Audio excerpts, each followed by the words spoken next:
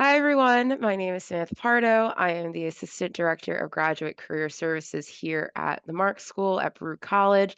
I'm joined with my colleague, Suzanne Grossman, who is also on the call as well. Um, Today's session with EDF Climate Corps is open to all Baruch graduate students. In the chat, if you can just tell us which programs you're joining us from. So I know we have a mix of MPA, MBA, MIA, maybe some higher ed and marketing in there as well. So we'd love to know who's in our group today.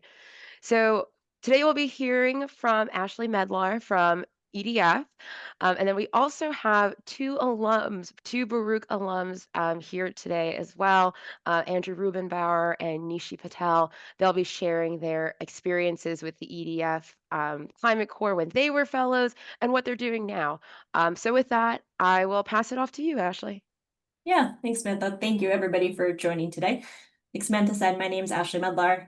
I'm the fellow recruitment manager on the Climate Corps team, and I'm very happy that you are all here today. So before I get into the nuts and bolts of things, I want to start by asking you a question. And that question is, what if the most powerful solution that we have to the climate crisis isn't a new technology, but a person?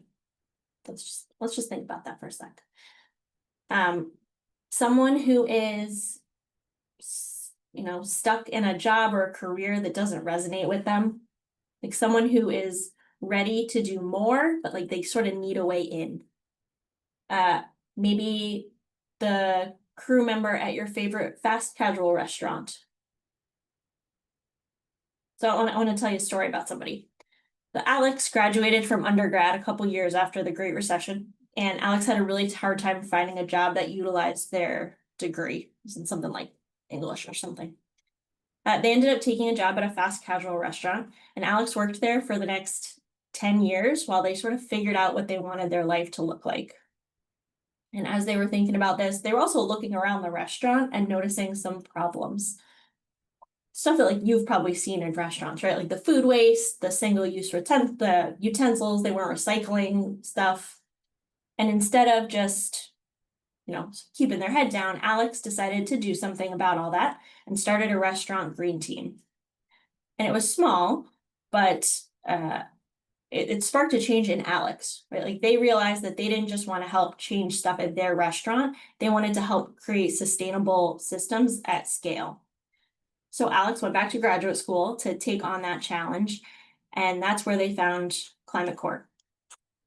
When we were reading Alex's application to Climate Corps, like, did they have a background in corporate sustainability? No. But they had the management skills they'd grown leading their green team, they had the technical knowledge they'd gained in school, and they had so much energy for improving life for people and the planet, and that was exactly what we were looking for.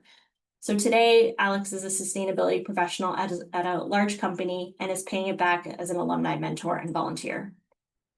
And that is sort of what Climate Corps is all about, right? So if you're an Alex, if you're a person who has seeing the problems around us and you want to be part of the solution, in the next 55-ish minutes, I'm going to tell you how you can join us and do that.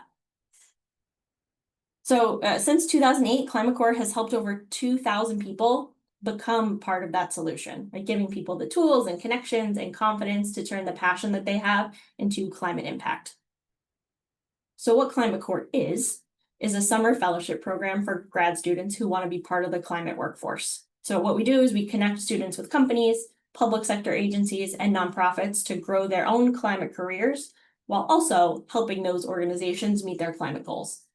So we've had fellows work with more than 850 organizations in the US and Asia to reduce emissions in their operations and supply chains. And like I said, the summer projects are important, but we know that our deepest and most lasting impact isn't just what fellows do over the summer, right? It's what they go on to do for the rest of their careers. And you'll hear about that from some of our alum. Because we really think that when you give people who are passionate and hardworking the right tools and support, like you're not just solving one company's problem, you can really unlock a lifetime of climate leadership. And that's what we all need. So I want you to walk away from today knowing what Climate Corps is, what you stand to gain as a fellow, how the whole application process works, and how you can learn more, because I'm probably not going to answer all your questions today. Although we do have some Q&A time at the end in our agenda. So we're going to talk about why you might join, what fellows work on, what are the benefits of the program, what we are looking for in applicants, and what the application process looks like. And all that is going to be specific to the US program. We do have programs in China and in India. They look a little different. You can find more about those online or send us an email or something. After I'm done talking, you'll hear from some of our program alumni. And then, like I said, we'll have time for questions. I do have the chat open, so you can feel free to ask what softball questions maybe in the chat as I go along if you need a clarification. So there are a few things about Climate Corps that make it, I think, uniquely valuable. And those are, first, Climate Corps fellows spend a summer working hands-on to develop climate solutions at some of the country and the world's biggest companies. It's really a foot in the door to some really cool organizations. Along the way, you'll gain the career development, support, and professional network building that we think are important for a successful career in climate. So we're gonna talk through each of these. So first, what fellows do, where they do it. This is just like a snapshot of some of the many organizations that we've worked with. Climate Corps fellows work at companies that really do touch our everyday lives. Like, you see the work of Climate Corps fellows, whether you know it or not, in a lot of different places, including 40% of Fortune 100 companies.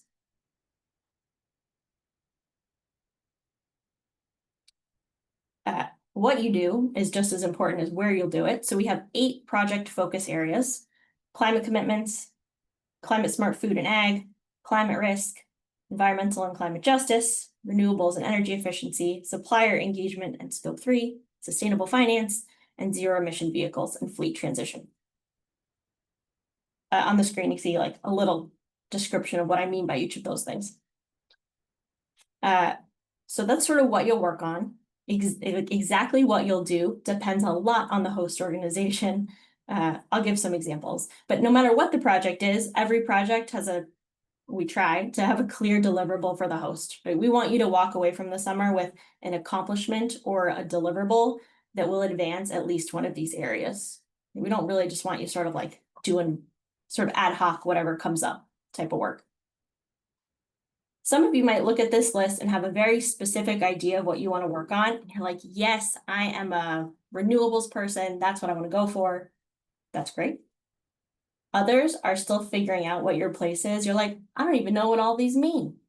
And that's great too, right? We think no matter what your interests are, even if you don't know what your interests are, we think all of these projects have a tangible impact, can be well supported by EDF, and are a solid foundation for a sustainability career.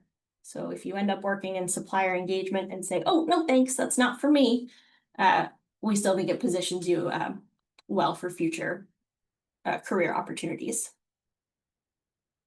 Here's a few examples of what these can look like in action. Yakub was a fellow at PepsiCo, and his project explored current and potential new ways that Pepsi can encourage suppliers to create plans for reducing their carbon emissions. Because most of Pepsi's emissions don't really come from what Pepsi does, they come from like the company that makes the plastic, that makes the bottles.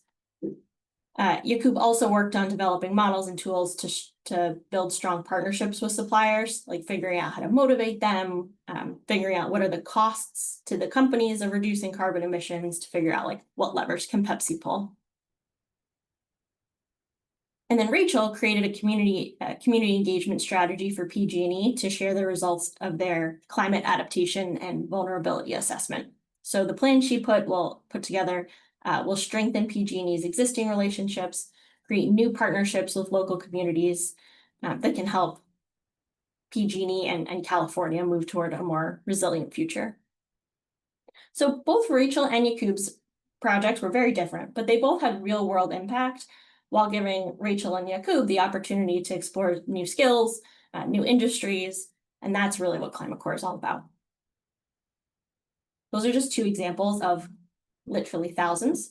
but on our website, if you scan this QR code right now, you can browse all of our past projects to read more about the kinds of projects you're interested in. So if you're like, shouldn't talk about finance, I want to do finance. That's because the finance projects are a little over my head personally, but you are free to browse our project database and really get into it.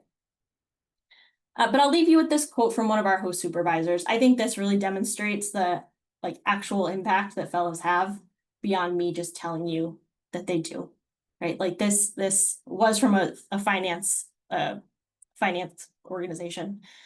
And the fellows' decarbonization strategies had the potential to reduce 480 metric tons of CO2e, which is carbon emissions, basically, in every year.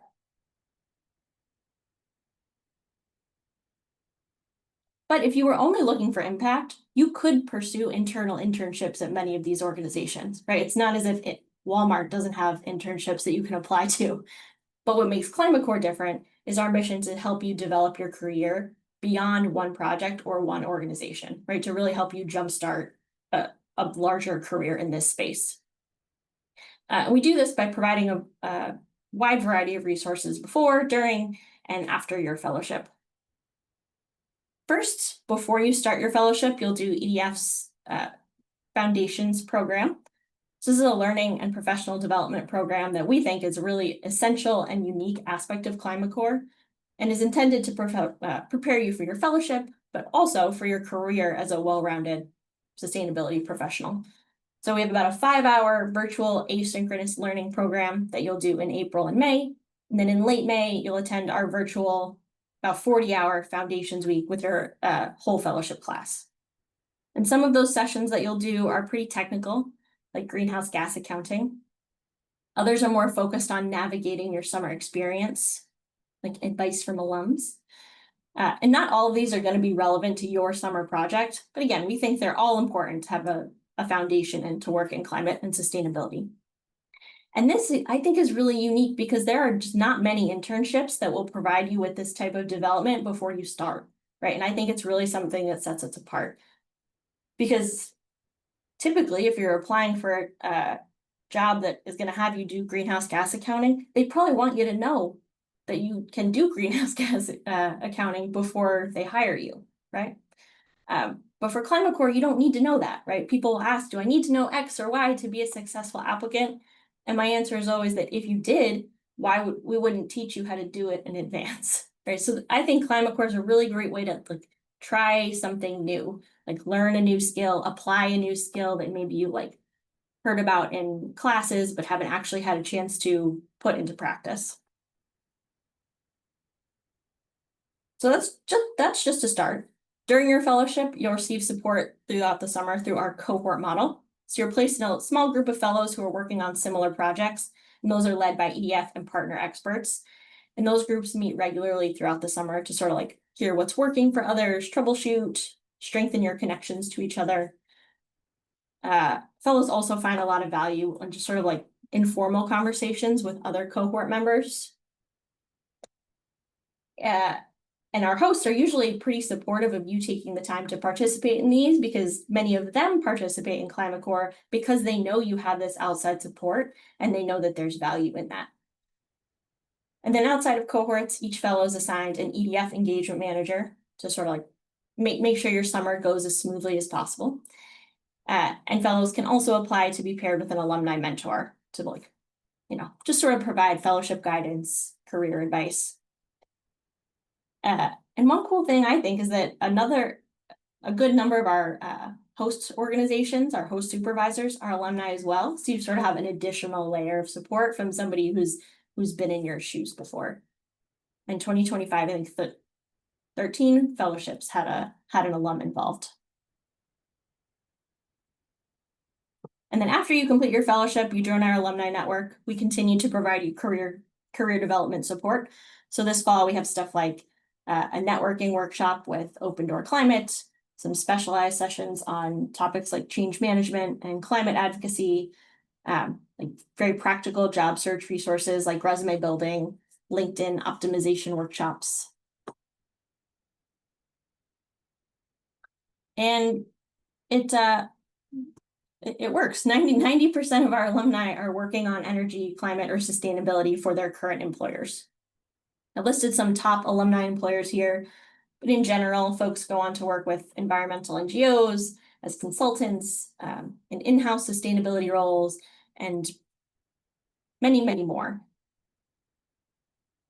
I really mean and more. Like this is a pie chart of it shows the diversity of industries alumni are employed in. Like you really can take a Climate Corps fellowship with you down many professional paths. This is like every industry that there is. There's somebody from Climate Corps working in it. And finally, sort of on that note, Climate Corps connects you to a network of climate professionals around the globe to learn from and with. We really believe that by supporting our network, we can grow climate leaders that can create impact at scale. Here's a quote from former Alumni Advisory Board member Chad Hunter. He was able to leverage his Climate Corps fellowship and the network to advance his sustainability career. He met another alum in a networking event and they started a company together. Then they sold it for a bunch of money. Like, very cool stuff. So alumni can strengthen their networks through a range of opportunities. This fall, we're having in-person regional events across the US, some like networking, kind of typical networking events, small group dinners. We're hosting virtual events like our Day in the Life series. We facilitate peer support groups through affinity groups and subject-based peer discussion groups. And for a preview of how you can connect with our network, if you apply early, we'll invite you to attend a live network event so you can hear from some more of our alum about how they've leveraged their fellowships in their career. And I'll share a little bit more about that later. All right, so we've covered what fellows do, how Climate Corps supports their career development, what our network opportunities are. So now we'll talk about what it takes to be a fellow and what we are looking for. We have 3 non-negotiable requirements.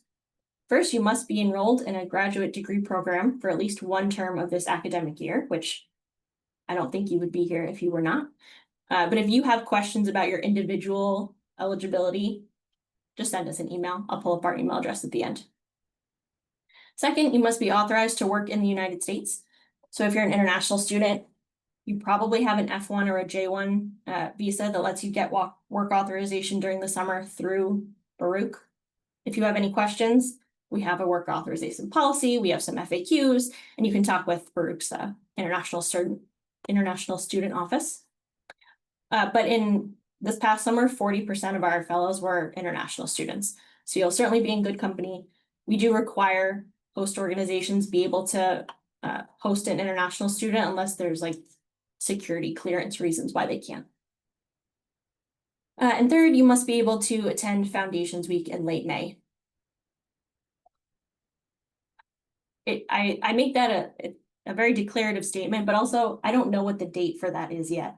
So, just make sure you're not scheduling any vacations for the second half of May. And then beyond those basic requirements, these are the qualifications that we are looking for in a Climate Corps fellow. If you have questions about exactly what do I mean by these things, on our application form, there's a link to a document that has more detail and says exactly what we kind of want to see for each of these.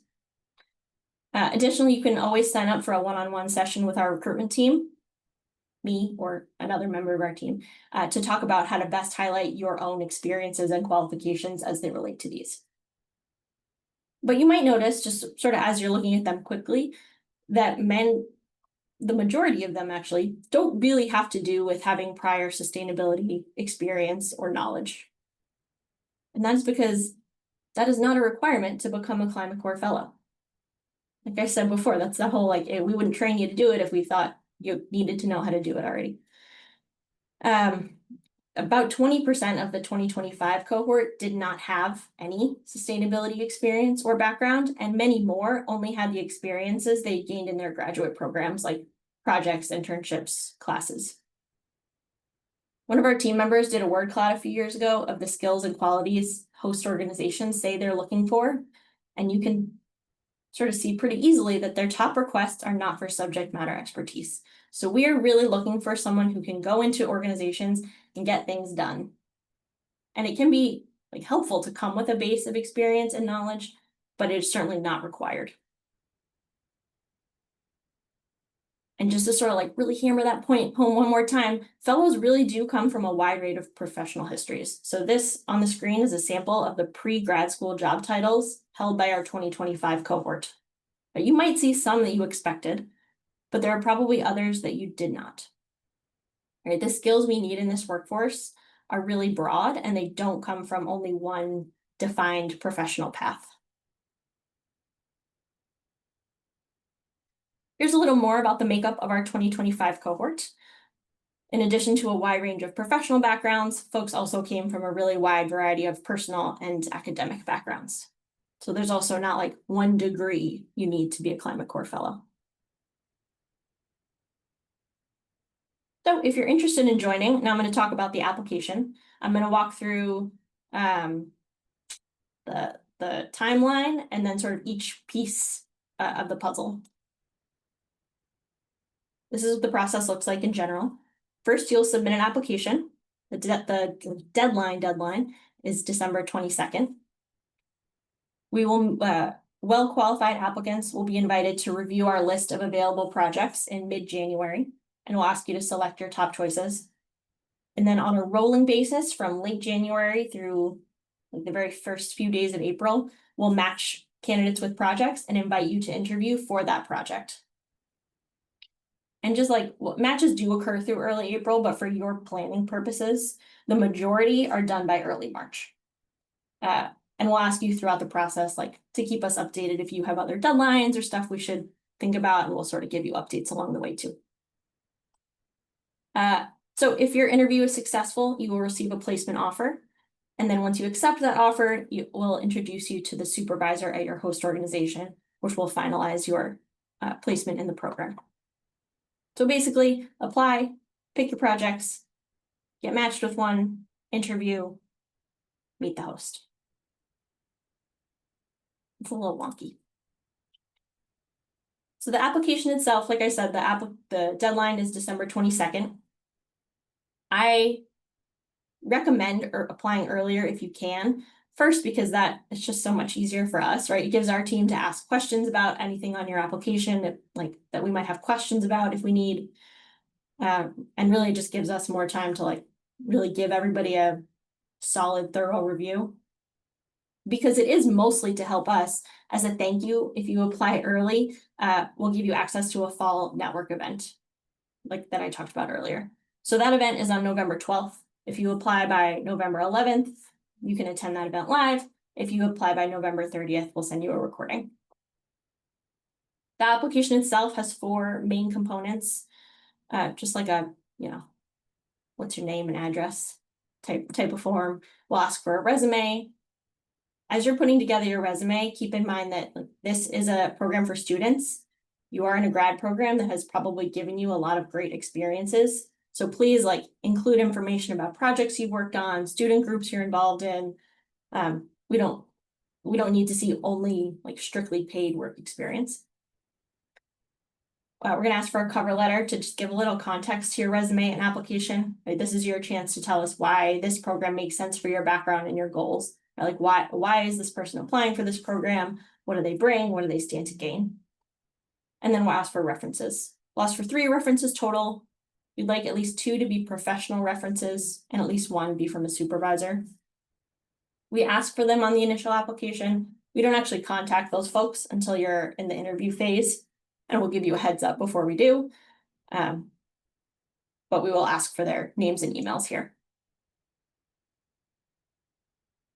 And then, like I said, if your application is moved forward, you'll get access to the list of host organizations and projects and choose your top preferences.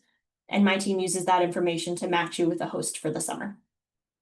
Not everyone who advances to this stage will be matched with a host. So this is something to really take seriously. And for each project, you'll see sort of a job description, what the host is looking for in their ideal fellow, the location, whether the project is on-site, remote, hybrid, or fellow's preference means like they don't really care. They will leave it up to you. If it's in person, you'll see if they offer any relocation support. It's not required that they do, but some do. And you will see the weekly pay. So all hosts are required to pay at least $1,400 a week. Some do pay more.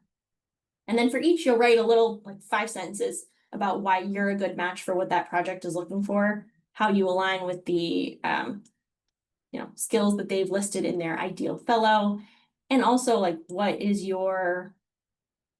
do you stand to gain from this? Because again, this is about your career development. We don't really want to see like, I'm a good fit for this project because I've done this exact thing before. That's a little boring, right? We want to make sure that this is going to be a growth opportunity for everybody. And then hopefully after that, we'll send you an email saying you will have been matched with a specific project. And at this point, you'll be interviewed for that project. So we're going to say, hey, we think you picked these. We think you're good for this one. Let's talk about it. There'll be some general, tell me about a time when questions and a case study. For the case study, this is an opportunity for you to show us how you think, how you might approach real life situations that come up in a fellowship. And if you haven't done anything climate or sustainability related before, this becomes super important because other folks might have examples to point to in the other questions about like, oh yeah, well, this is really similar to that other project I did. But the case study, if you don't have those experiences to draw from, shows us that like, I haven't done this before, but I can do it. Sort of like evens the playing field a little bit. If your interview goes well, we'll send you an offer. And again, after you accept, you'll be introduced to the host organization for their final confirmation. And then you'll get started on the road to Foundations Week.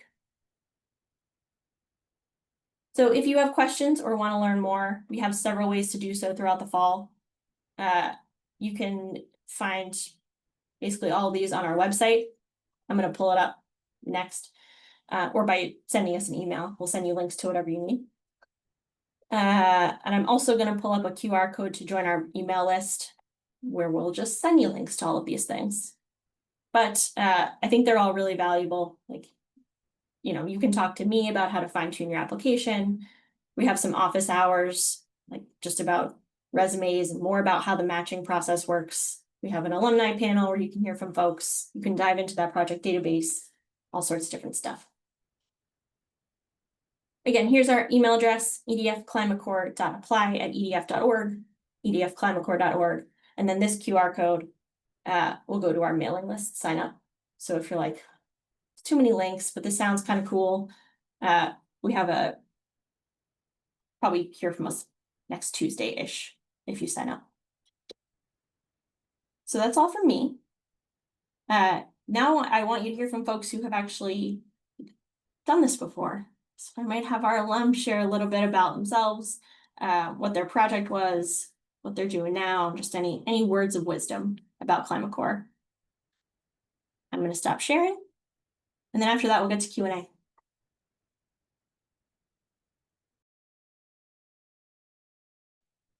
Andrew, do you want to go first? Sure, I'm happy to. It's so great to see all of you here. Makes me really happy to see a full room. And I'm grateful to talk about Climate Corps and my experience.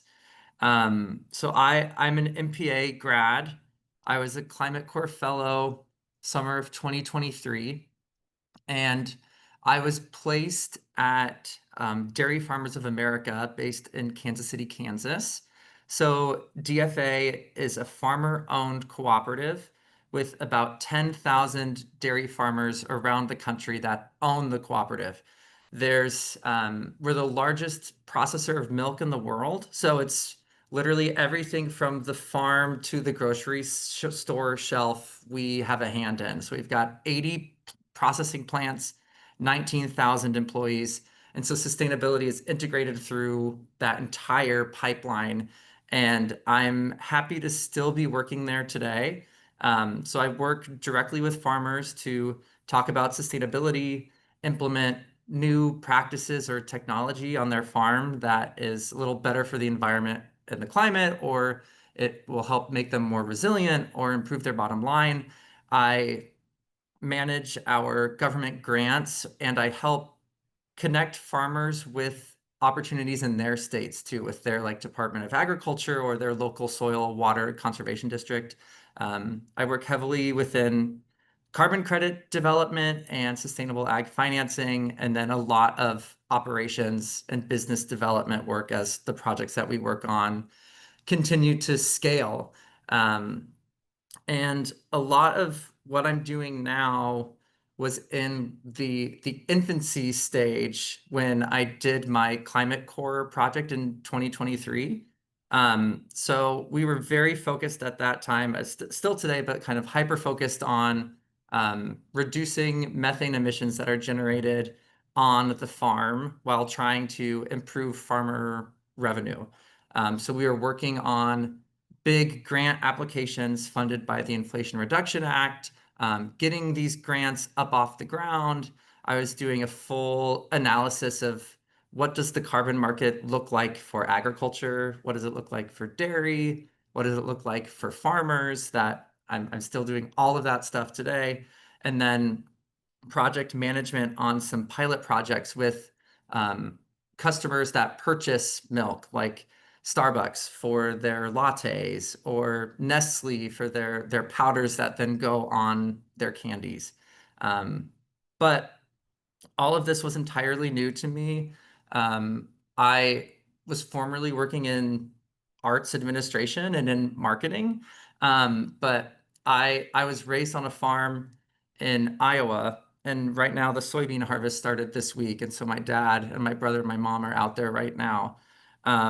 But when I started graduate school, there was a lot happening back home related to environmentalism and like water quality related to agriculture. And our farm went through some weather related events too. And so I kind of felt helpless being far away, and in my current career that I knew that I kind of needed to transition to work on something that more directly within like the climate smart agriculture space. And I saw this fellowship as a vehicle for that, as like a learning opportunity for me to apply what I had been doing, but then transition into a new space right before I graduated too. So I was very fortunate to be placed at Dairy Farmers of America. The projects really aligned, the team really aligned, and I was able to get some of that professional experience in a safe environment, because it was not like my job. It was a fellowship for 3 months. And so I felt like it was an opportunity for me to take risks, and it helped build confidence in what I was studying at Baruch. And then I was fortunate enough to be able to stay. And I felt like I was their first Climate Corps fellow. Now we've had two more. So it's been really great to help mentor them through the experience as well. And my cohort was pretty small, and most of us are still connected. And so whenever we go to sustainable ag conferences or what the like, we always try to meet up with each other and reflect on how things are going. But yeah, I think if you can think about in your application why you want to do this program, what do you want to get out of it? Because it is a growing experience for you too. What you can bring to the company that you'll be placed at, or organization, and who you can help through that combination. I think you'll have a really strong application, and I encourage you to apply, because you just never know. And don't let not having sustainability experience hold you back, because I did not have any. Yeah, anything else to highlight? That was beautiful. Okay, good, beautiful. Thank you. Yeah. Great. I took notes. Hi, Nishi, would you like to introduce yourself? Yes, thank you. Thank you, Andrew. That was a really inspiring story. And thank you, Ashley, for that wonderful introduction. It made me relive the fellowship days, and it's always a good feeling. And to introduce myself, hi everyone, I'm Nishi. I was also a fellow along with Andrew in the 2023 Climate Core cohort, and I worked with a company called Tishman Spire. It's a real estate firm mostly known for its buildings like Rockefeller Center and the Chrysler Building in New York. And to share a little bit of a backstory, I used to work in traditional finance up until COVID. I was very determined to build a career in investment banking. However, in the middle of COVID, I realized that how climate change is actually exacerbating the social inequalities. And coming from India and seeing that firsthand, I knew that I wanted to do something more fulfilling, meaningful in my career, but still sticking to my financial roots. So when I came across the EDF fellowship, I was very happy. It gave me the opportunity to explore different things that I could do using my skill set, but also building on different skill set. One thing I was sure of was like I wanted to do something that has an impact. I wanted to learn more. I wanted to connect with like-minded people. And the fellowship gave me an opportunity to do all of that. I did not see any other program similar to the Climate Core one. I connected with so many past and present fellows. I could see the career fields that they were working in, and it inspired me so much to move towards that. It was a drive from within, but Climate Core actually helped me solidify that and help me find this career that I am in right now. So I work at the intersection of finance and sustainability. I work at an investment advisory firm where I help scout investment opportunities in the sustainable space. And I recently also came across one of our past fellows who works at EDF right now, Josh Torres. He works in the sustainable finance field at Climate Core. So it's wonderful how your paths could connect with any Climate Core fellows. Talking about my fellowship, I learned a lot in the training week. It was very important to me since I didn't have a background in sustainability, like a lot of my fellows. And while I was getting into the fellowship, I really felt like I am going to be the odd one out here with no sustainability experience, with a lot of jargons being thrown at me. But the fellowship actually equips you with so many educational materials, with so many resources that you can read, videos you can watch, people you can talk to. I felt completely equipped, not just during the training, but also during my fellowship. Worked with Tish Inspired to do carbon accounting, which I had learned in the training sessions. I had so many sessions, so many mentors, so many fellows who were so helpful to answer my questions. There is a group chat, there is an email thread that you can always talk to, ask your questions. And it was a beautiful experience. I felt like it was truly unique. I learned so much, but I also learned that it's important to pursue your dreams if you really have that within you that you really want to work in this field, really want to make an impact, then I would definitely recommend that you write that story in your application, you translate that drive within you into your application. Experience or not doesn't matter as long as you have that willingness to do something. I think that that would be recognized and transferable to your fellowship. But that's about me. Let me know, Ashley, if I skipped anything or if I can speak anything more. No, that put a big smile on my face. Thank you. Thank you both. So I'm happy to do 20 minutes Q&A. Now, if folks have questions for me, for Andrew, for Nishi, I'm sort of open to whatever. Yes, thank you, all three of you. It's kind of like kind of like Nishi, kind of like what you were saying. It's brought you back to fellowship days. Like when we first started doing this info session, we were in a completely, well, not different office. We were just on the third floor. But like I remember when I met with Andrew, kind of talking about this. So it's really nice to always have you back and share your experiences and really talk about how you've maintained with the EDF community and kind of what you're doing now. So yeah, at this time, definitely open for questions, whether you'd like to raise your hand, what we can call on you, or you can enter it into the chat. Berlat, I see your question. How long is the fellowship? It is 3 months for over the summer.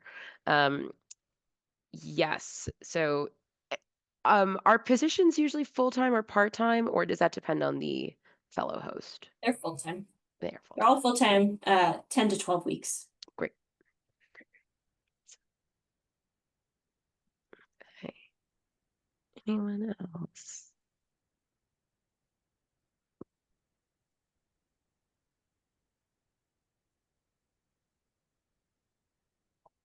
Okay. Okay, Hamilton, what type of support do we get access to during the fellowship? A whole bunch.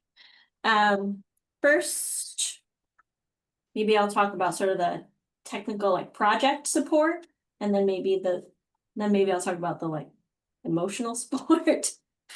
So project technical wise, we put together some asynchronous we put together some like materials that are optional to review before the fellowship, but like sometimes during the fellowship you realize that you need them by cohort. So if you're working on a supplier engagement project, for example, we have a big sort of cache of sustainable supplier engagement materials for you to like go and like dig into. Second, like there's the training itself. So we have like live sessions with people who work in supplier engagement to sort of, you know, impart their wisdom. And then over the summer, you will meet in a small group with someone who works in supplier engagement and all the other fellows who are working on supplier engagement for you to be like, okay, they told me to make a supplier survey. What do I put in that? Right. And so you have somebody who works in the space to sort of like help you figure out exactly what to put in that and sort of the nuts and bolts of it.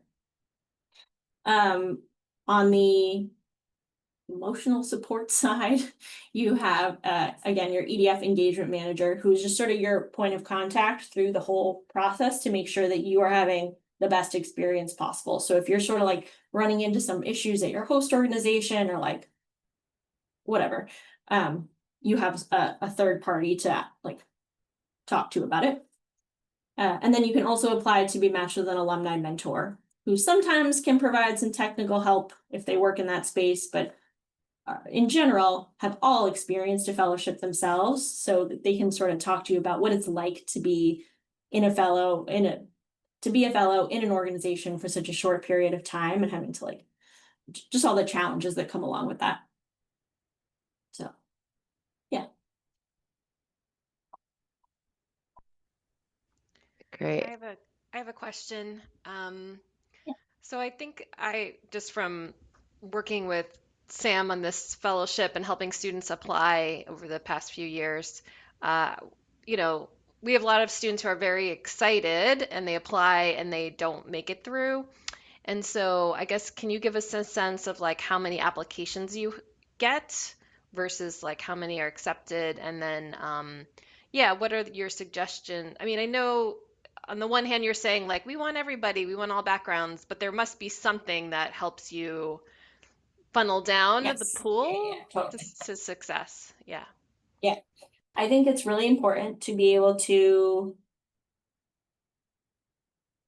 I'm not sure if this is the right metaphor, but sort of like thread your own needle, because we see so many applications from so many different backgrounds, and some people are able to really successfully like weave their own career narrative, like here's where I'm from, like here's where I'm coming from, and here's where I'm going, and here's very specifically how this is going to help get me there. And some feel a little bit more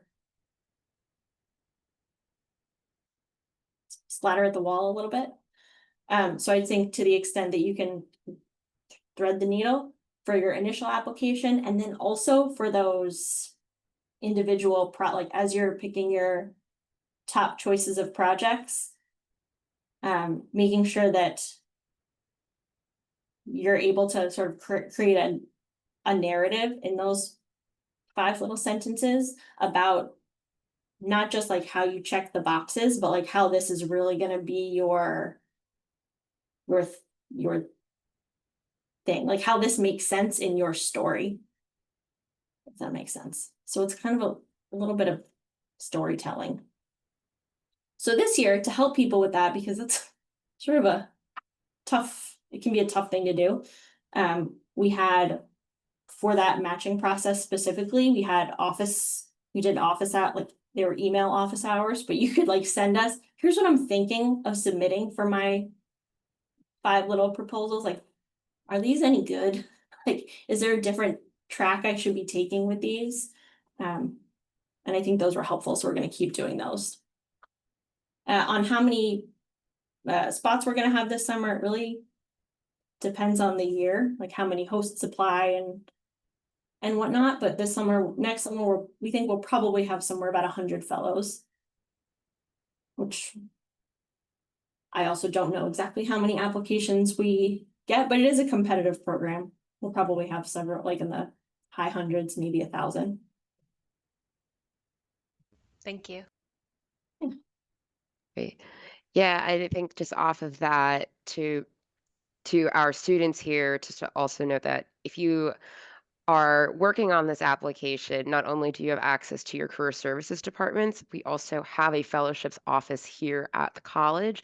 Valerie is wonderful in helping kind of craft those personal statements, which is different than crafting a cover letter per se, and it's really good with kind of helping craft that story. So I highly recommend tapping into that office as well. That's amazing. Yeah. Short question here. What GPA do you look for? Because by December 22nd, some students might not have their first GPA just yet. We don't look at GPA at all. Oh, good to know. Oh. Good to know. Awesome. Like if you put it, we'll see it, obviously, but we don't, it doesn't bear any weight on your application. Yeah. I'm actually going to toss this next question to both Nishi and Andrew. Julia is asking, what's the best way for applicants to frame transferable skills so they connect to a project? Because both of you did mention that you came from different fields and came in, so wondering what was your method on your applications?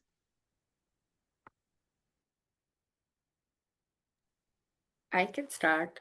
So what I did was like I sat down, I wrote down everything that I've done up till the point of the application, all my volunteering experiences, all my corporate experiences, but also like what I did at school, what activities did I participate in. And I thought to myself, why did I participate in all of those activities? And what did I learn from those activities? What were my takeaways? And I wrote down all those skills, and I tried to weave a story, like Ashley mentioned, on how in some way they were all connected to that sustainability mindset that I had. I didn't even realize that all the small things that I've been doing ever since I learned about this, how they all added up to like the whole story of my passion in sustainability. So I would say like try try to think of all the things that you've done. I'm sure you'll find a story somewhere that links to your sustainability mindset, because it just doesn't come suddenly. I'm sure that you might have done like little hobby projects, volunteering, anything that connects you to your sustainability journey. I think it's important to show that. Yeah, I had a similar approach. There was that slide that had all the blue boxes with different characteristics. I remember going through the Climate Corps website and just writing all of those down. And I like made a list of like project management, leadership, data management, and was prioritized then reflecting on my experiences, which were my strong ones to highlight and which were my, like, honestly, weaknesses or obstacles that I knew that I also needed to grow in. So I was able to take these two buckets and then center into like, this is what I need out of the fellowship, these like growth experiences. And this is the value that I can provide to the company or the organization is like strong project management, strong communications, strong marketing, and was able to highlight that. And for context, like those five sentence match statements took me like an entire weekend to work on to try and like get it all down correctly and connect it to my climate story with my family and wanting to help improve the food system and improve rural economies and the environment. And then I really I tried to integrate that then into my resume, but also use my resume then to highlight any like specific tangible statistics or projects that spoke to success, like spoke to the project management, spoke to a marketing campaign. Like here's the tangible number on the resume. And then let's do more of the storytelling and all the other stuff. And I'll chime in and say, I think, Julia, this could also be a really helpful thing to like use something like ChatGPT for. Like, I'm writing out like Nishi and Andrew, like sort of here's me. Here's this like renewable energy space that I'm not super familiar with, but I think I want to go into. Here's some Climate Corps project examples like from their website. Like how do I sort of fit into this? Like what are my transferable skills? Because I think that could be really helpful. But I will say, this sort of goes back to Suzanne's question. I really don't recommend just using ChatGPT to write those 5 sentences because you will come up with something that sounds plausible, but you will also come up with something that sounds like 90% of other people's statements, right? So when you look at it, you'll be like, this sounds pretty good. And it might, but when we're reading, a dozen statements for the same project and they all are the same thing, that we're probably going to go with the one that sounds different because it just gives a little more credibility to the statement. Yeah, absolutely. I think like just hearing all three of you kind of chat about it, like the thing that comes to mind. Well, one, knowing you had to work a whole weekend on the application. I always encourage people to, this is not a position or a fellowship that you would want to spend. Don't put it on that list of, oh, I'm going to apply to 7 jobs in one day. This is something you really want to take your time in putting this together. And Ashley, yes, even to your point, like we are talked about this, yeah, we're in a very employer-heavy market where employers, whether it's internships, fellowships, and full-time jobs, they're seeing more and more applicants for positions than usual. So that's why like the job market is bad, even though that's like always going to happen. But yes, you want to be making sure that you are inputting your experiences, especially even if you use the help of ChatGPT, because yes, a lot of what those suggestions are crowdsourced. Buzzwords are nice, but they are not substantial if they don't have the details behind it. So yes. Okay. A few more questions, and then I have one final question that I always like to pass out. Do you look for references and or can references help? Yeah. So we don't need references for your initial, well, we need like the names of people who will give you references later on your initial application. And when you have your interview, we will reach out to those people. They'll be asked to complete like a 10-15 minute online form, and they are super helpful, right? Because they sort of are a validation of you saying like, I have awesome project management skills. Now we have 2 other people who are saying, yes, Hamilton has awesome project management skills. So they're very important for us. Great. But they great, don't great. need to like write a letter. They don't need to, it's pretty light lift for them. Yeah, great. And then I saw that you answered in the chat, like would the salary be used to relocate? Some hosts do provide relocation assistance, but they're not necessarily required. Anything else to add on that?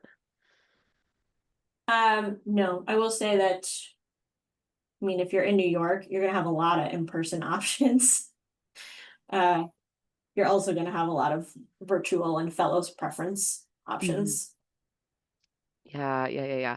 And then I saw this in the chat that we have someone that's graduating in spring 2026. So graduating students are eligible for this cycle. Yes. Yep. Okay, great. Awesome. So we have a couple minutes left of the session. Thanks so much for joining. I always like to leave with this question. So, um, Ashley, I know you were just in New York for Climate Week. Andrew, you mentioned something about, connecting with your cohort and other colleagues at sustainability professional associations. What is a resource, whether it be a podcast, a news source, a book that would help our applicants kind of stay afloat or learn about, like delve their interest more into the sustainability space? I have a couple that come to mind quickly.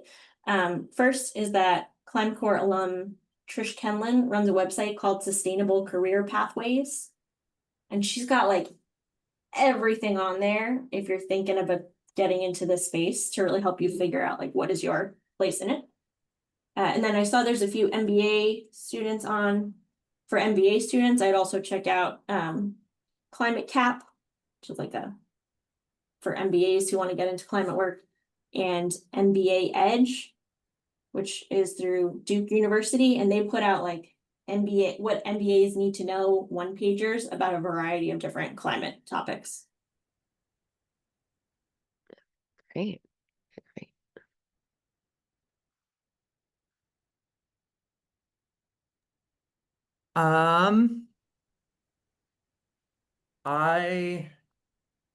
I love to read, and I hate to assign books while you're in graduate school. So that's not cool.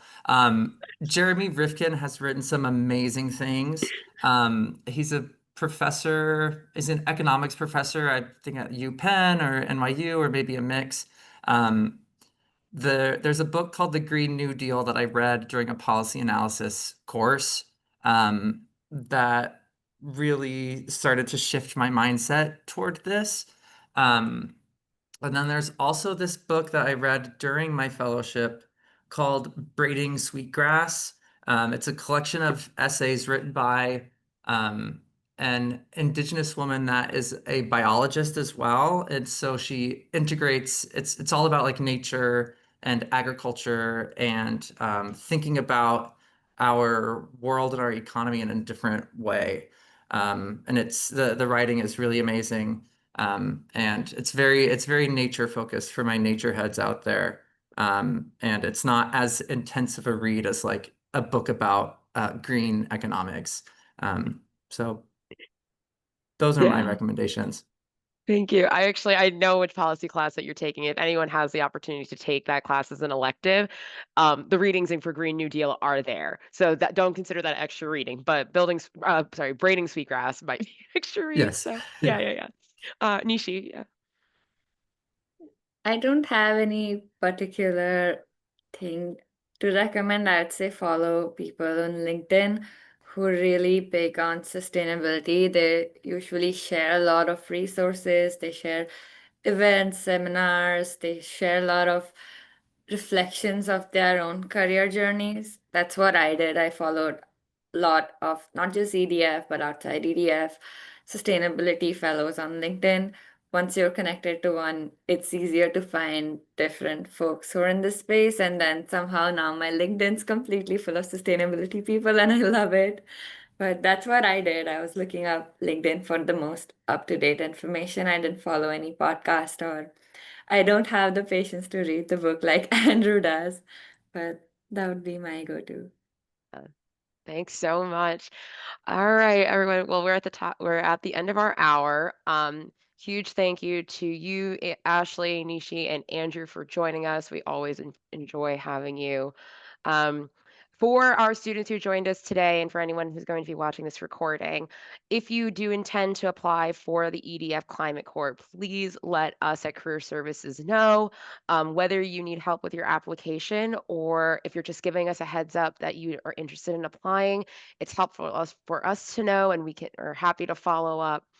We hope to have some Baruch students in the next round of EDF Corps, Climate Corps. Thank you all. Have a great rest of your week. All right. Bye, everyone. All the best.